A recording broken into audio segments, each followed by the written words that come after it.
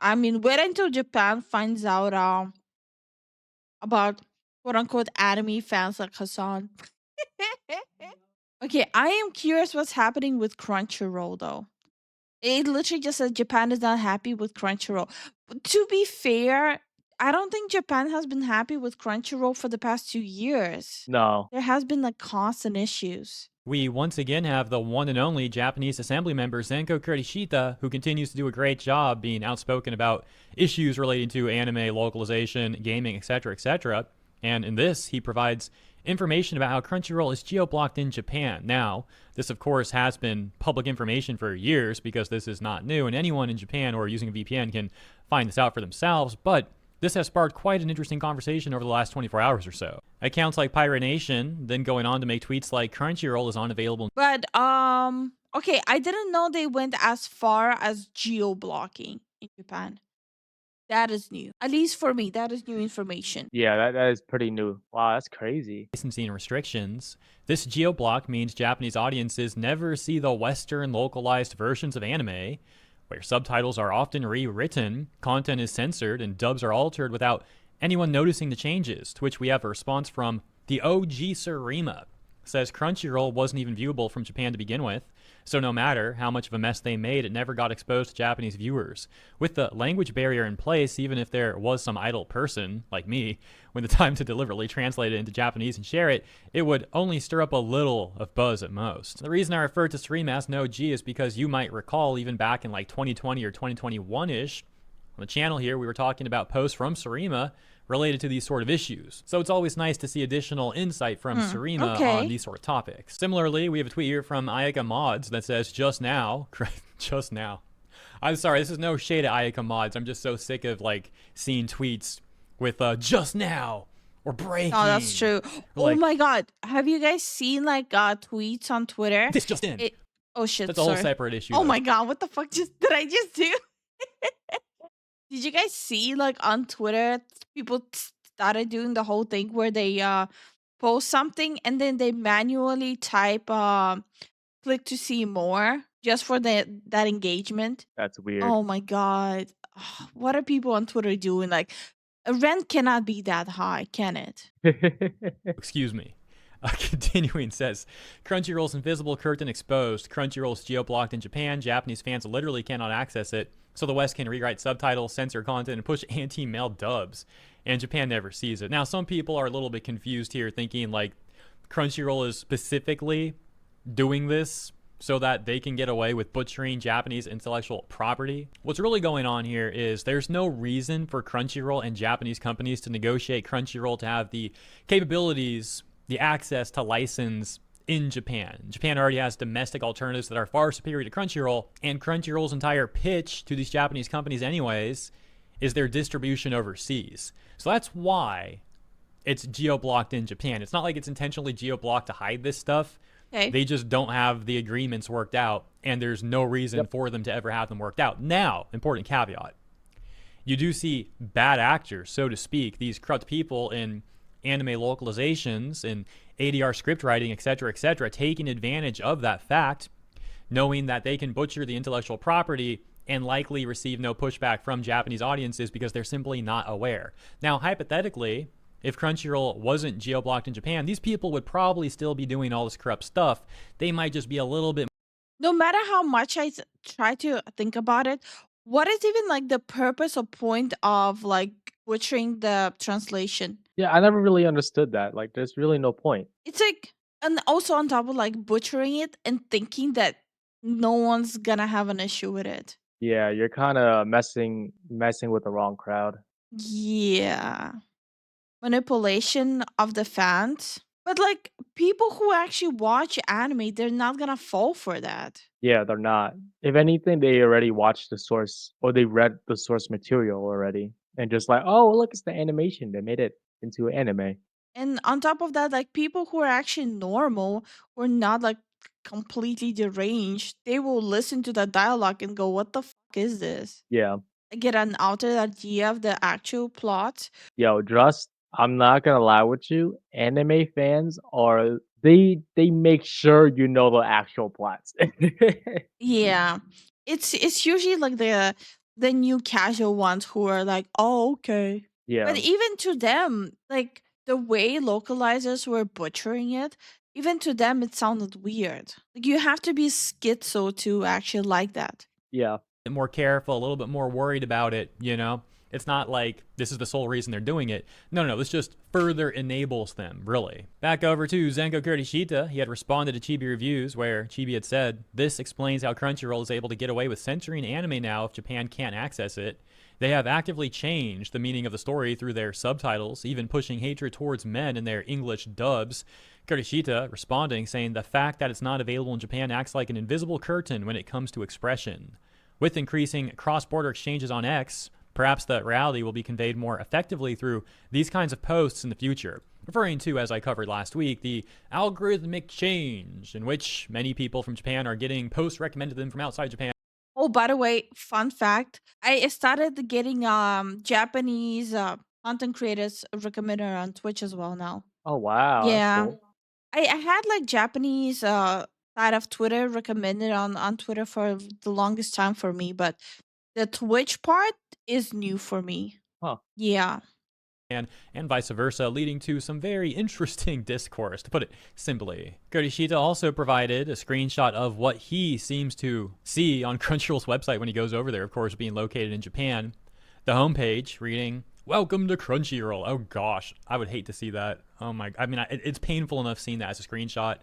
I would hate to see it, like, actually being on their website. Just an awful platform, really. Now, really quick, maybe some people watching this use Crunchyroll and they're like, taken back, or they're like, what am I supposed to use then? What should I use if I don't use Crunchyroll? Brother, there are a lot of great alternatives out there that don't involve giving your money to Crunchyroll. So here's the reality: most people, they're not gonna give a fuck about all of this. Again, it's only the extreme that will go and cancel the subscription and all that stuff. Majority of people, they don't sit online, they don't take part in the quote unquote culture war. They just mind their own business. They'll see a company do dumb and stupid dumb and evil, but they're gonna just move on and mind their own business. Yeah. So a lot of people seeing others like dog on Crunchyroll, they're just gonna be like, "Oh, that's horrible," and just move on. I don't know. I'm watching Crunchyroll right now. Okay. See, he don't care. And unfortunately, they will continue to drink the slop. It's not about drinking the slop. Again, majority of people after a long day of working and looking after the kids, do you think they have a single left to give? They want to just relax. Like after a long day, go to work, come back, take care of your kids, and before sleeping, you maybe have half an hour to yourself. You're not gonna have a single to give. That's the Yeah, you kind of reality. at that point you kind of just look at the pictures moving. Yeah. And those people are not in the minority, they're actually in the majority. Yeah. Some people might even say that you're better off taking a certain Luffy approach to these sort of things. If you don't understand that, feel free to ask more in the comments. You might find some insight there if you're confused, which is a little bit ironic given Crunchyroll's history, but nevertheless, the point stands. Back to the screenshot posted by Kurishita of what he sees when he visits Crunchyroll. It's also funny how they're promoting right there their anime awards. Every single year they get mocked because the judges that they pick for their awards are some of the most politically brain-rotted people possible. And of course, no one takes these awards seriously for good reason, but this is still pretty freaking hilarious. Packer Girl said, "Just when you thought Crunchyroll couldn't sink any lower, one of the anime award judges is an anime DEI consultant." Oh my gosh, I'm face palming in real life. Like the sweet baby ink of anime here. Okay, wonderful. That is so wonderful sad. person who's totally not just a grifter. Founder of Anime and Chill, of course is the UK. Once again. Oh my god. Anime and chill. Okay. Anime and chill. What? Okay. I'm dual wielding sandwiches, guys. You guys can't beat me. No one can beat me right now. I take a shot every time it's the UK. You have alcohol poisoning, not gonna lie. And my heart goes out to the UK viewers out there, but founder of Anime and Chill, the UK's leading. I'm starting to think UK is just fucking bored. They're just so bored. They're like, we don't have anything else to lose. Let's just catch all the smoke. Anime and gaming community. Yeah, we're the leading anime and gaming community, right? And Neni Aban is a multi-award-winning community founder. Awards from what? Awards from what? Sure, dude. Yeah, guess what? I've won thousands of awards myself. You know what? 10,000s. I'm a 10,000 award winner, guys. Community founder, creative technologist, and entertainment. No, actually, the award part, I do believe. There's so many award shows just to circle jerk right now that I actually believe that part. Curator working across the global anime and gaming industry. She leads Anime and Chill, the UK's leading anime and gaming community known for their community-driven events. With over a decade of experience in UK anime fandom and is a longtime anime fan, Aneni is an established figure. So many terms being used so loosely in this description. Recognized for connecting the scene and championing spaces for underrepresented audiences.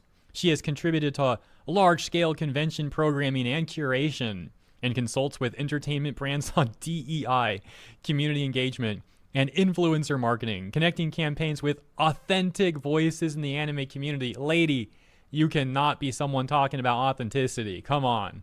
Come on.